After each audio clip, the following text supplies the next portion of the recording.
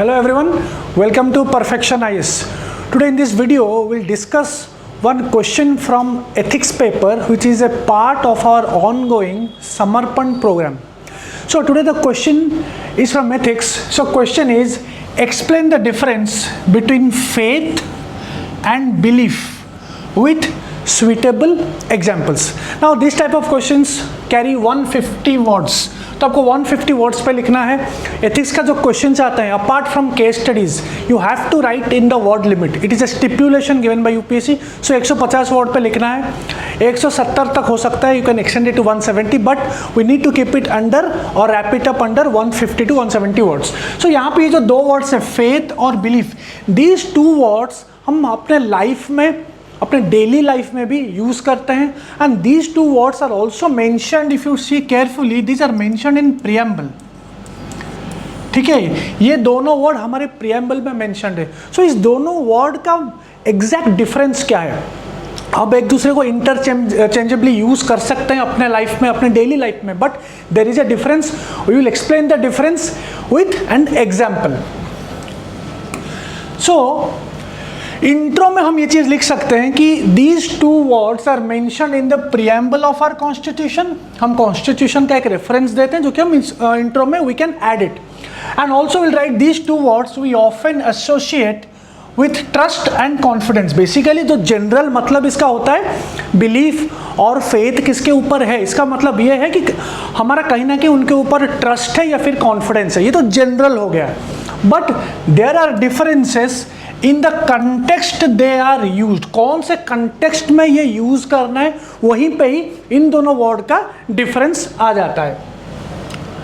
So first of all हम जब body में एनालिसिस करेंगे, पहले हम फेथ के बारे में लिखेंगे, विल गिव एन एग्जाम्पल, फिर हम दूसरे वर्ड पे जाएंगे, that is faith and trust के हिसाब से जो है. जो यहाँ पे पहले फेथ है, strong trust in something or someone.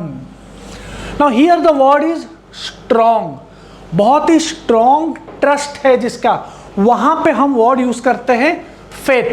Now ये जो वर्ड faith है मोस्टली हम यूज करते हैं रिलीजियन में. ठीक है, so mostly it is used in devotion और गॉड.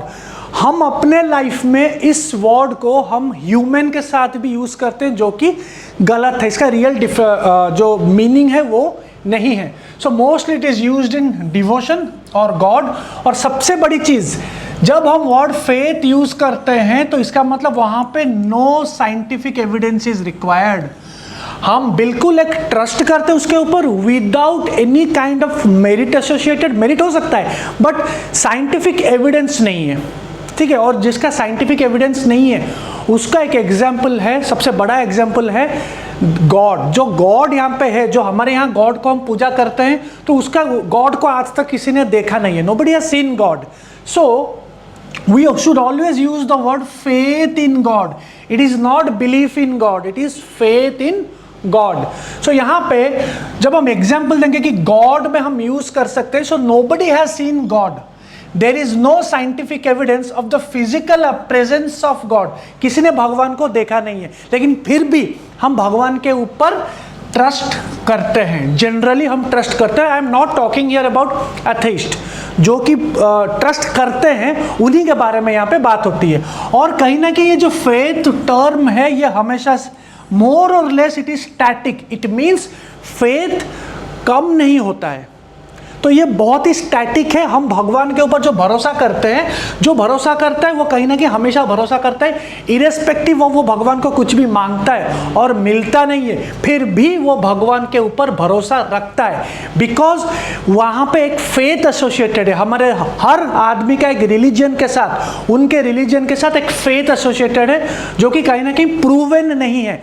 भगवान को किसी ने देखा नहीं है, फिर भी हम भगवान के ऊपर भरोसा करते हैं या फिर ट्रस्ट करते हैं, और दैट टू स्ट्रॉन्ग ट्रस्ट करते हैं. और वो जो भरोसा है वो हमेशा स्टैटिक रहता है, वो जनरली कम नहीं होता है. I am using the word generally, we are not talking here about atheist. Okay, so ये है फेथ का मतलब.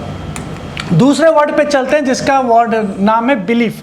तो बिलीफ हम यूज करते हैं जो कि जनरल ट्रस्ट है, एक general trust and confidence in someone.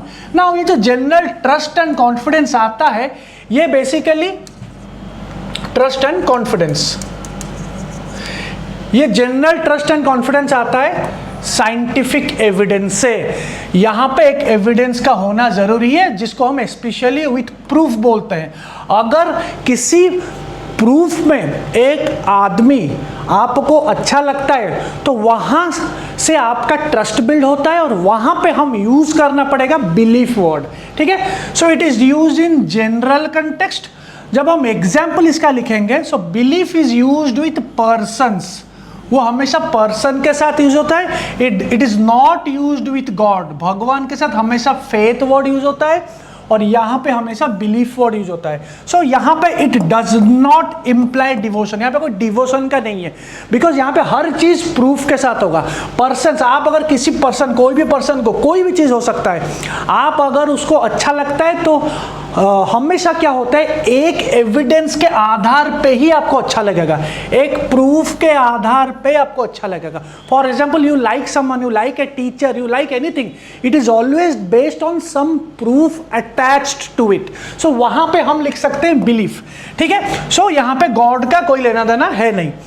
और remember, belief is not static, it is prone to change. For example, आज आपको एक चीज अच्छा लग रहा है, you like today something, you like today, but after 2 days, after 3 days, after 1 महीने के बाद या फिर 2 महीने के बाद वो चीज आपको अच्छा नहीं लग सकता है। इसका मतलब वहां पे एविडेंस के हिसाब से अगर आपको अच्छा नहीं लगा तो आपका जो बिलीफ सिस्टम है वो डिक्रीज कर सकता है, ठीक है। So it is prone to change. आज बिलीफ है किसके पास, कल बिलीफ नहीं हो सकता है। ये हमारे हर जो लाइफ में ये बिलीफ वर्ड आता है। आज हम किसी के ऊपर बिलीव करते हैं, कल हम किसी के ऊपर बिलीव नहीं कर सकते, वही पर्सन के ऊपर हम बिलीव नहीं कर सकते, बिकॉज कहीं ना कहीं वो ट्रस्ट और कॉन्फिडेंस कम हो गया है। यहाँ पे आप एग्जाम्पल किसी का भी दे सकते हो, आप डिवोर्स केसेस का दे सकते हो। जो डाइवोर्स होता है,